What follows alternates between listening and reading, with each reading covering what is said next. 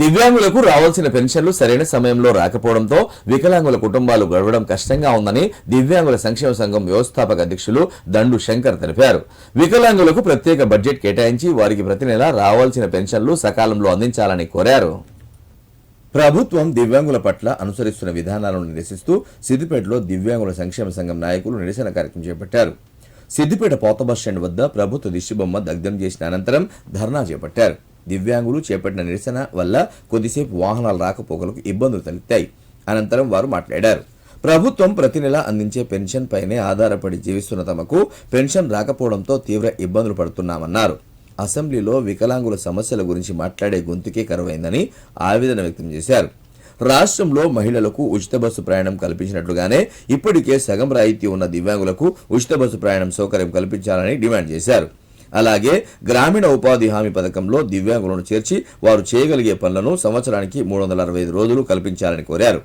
కేంద్ర రాష్ట్ర ప్రభుత్వాలు అమలు పరుస్తున్న అన్ని సంక్షేమ పథకాలలో దివ్యాంగులకు ప్రాధాన్యత కల్పించాలన్నారు.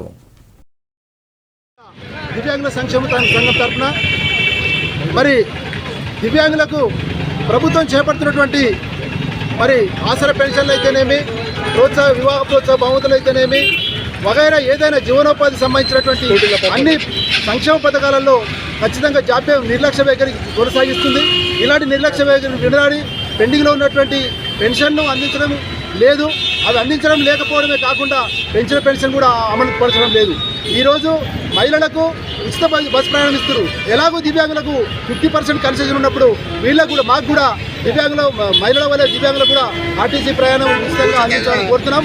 ఇదే విధంగా కేంద్ర రాష్ట్ర ప్రభుత్వాలు దివ్యాంగుల కోసం భారతదేశ వ్యాప్తంగా దివ్యాంగుల నిర్లక్ష్య వైఖరి కొనసాగిస్తుంది. ఇటు అసెంబ్లీలోను అటు పార్లమెంట్లోను కనీసం దివ్యాంగుల కోసం ఒక మంత్రి కూడా కనీసం మాట్లాడడం లేదు.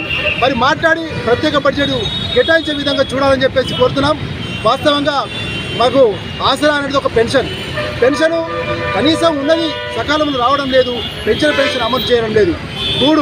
మూడు అంత్యోదయ కార్డులు చాలామంది వికలాంగులకు ప్రతి కుటుంబంలో ఒక్కరిలో కూడా అంత్యోదయ కార్డు రెక్కాడితే కానీ డొక్కాడిని ఈ సకలాంగులకు రెక్కాడించే పరిస్థితిలో దివ్యాంగులకు ఉండదు. కాబట్టి మరి వాళ్ళకు కూడా అంత్యోదయ కార్డులు ఇవ్వాలని చెప్పేసి కోరుతున్నాం.